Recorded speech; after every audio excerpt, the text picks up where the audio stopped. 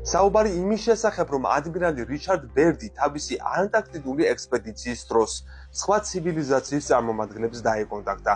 ჯერ კიდევ მისი სიცოცხლის პერიოდში დაიწყო. კონტრ-ადმირალი რიჩარდ ბერდი ექსპედიციაში ორივე პოლუსზე არაერთხელ იყო. მისი ერთ-ერთი ბოლო ექსპედიცია კი დღემდე მწვავე კამათის საფუძველია, რადგან სწორედ მაშინ აღმოაჩინა მან კაცობრიობის წინაპრები, რომლებიც ჩვენი სამყაროს პარალელურად დედამიწაზე არსებობდნენ და ამავდროულად არამიწიერებიც არიან. რა თქმა უნდა, ეს ინფორმაცია მაშინვე გაასაიდუმლოეს. ბოლოს ჭეშმარიტება მაინც გაიმარჯვა, თუმცა ეს ბევრმა არ დაიჯერა.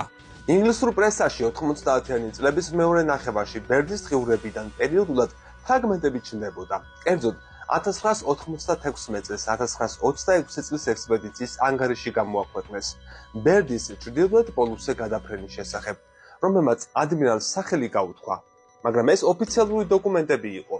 ყველაზე საინტერესო კი ეგრწოდებული საიდუმლო დღიურში ეწერა. მიწისქვეშა არიანია. აღნიშნული დღიური პატარა სახის დოკუმენტია, რომელიც სტილის და შინაარსის მიხედვით ფანტასტიკის ჟანრის რომანს უფრო ჰგავს, ვიდრე საბორტო ჟურნალს.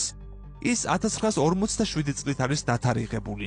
პერიოდით, როდესაც ბერდი სამხრეთ პოლუსის ექსპედიციას მაღალ ნახტომს ხელმძღვანელობდა, რომელშიც კოლოსალური რესურსი იყო ამოქმედებული.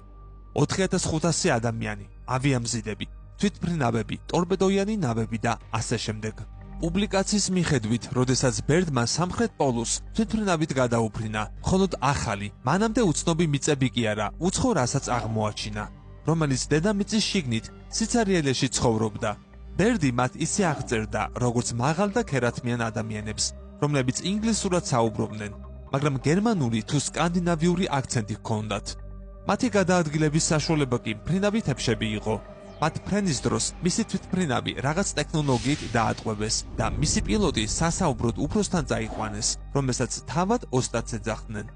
მიწისქვეშა სამყაროს მცხოვრებლები, რომელსაც ისინი არიანიას ეძახდნენ, მეტად კეთილგანწყობილები აღმოჩნდნენ და სტუმრისთვის ზიანის მიყენებას არ აპირებდნენ.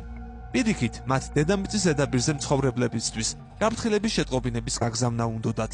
როგორც გაირკვა, ისინი შეშფოთებულები იყვნენ ატომური ბომბის გამოგონების გამო და ბერდის საშუალებით უნდოდათ გადაეცათ, თუ რაოდენ სახიფათო იყო ასეთი იარაღის არსებობა.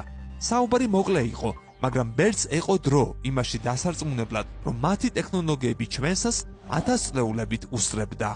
გამოიწერე კოდის YouTube არხი. ნახე უამრავი საინტერესო ვიდეო სხვადასხვა თემაზე.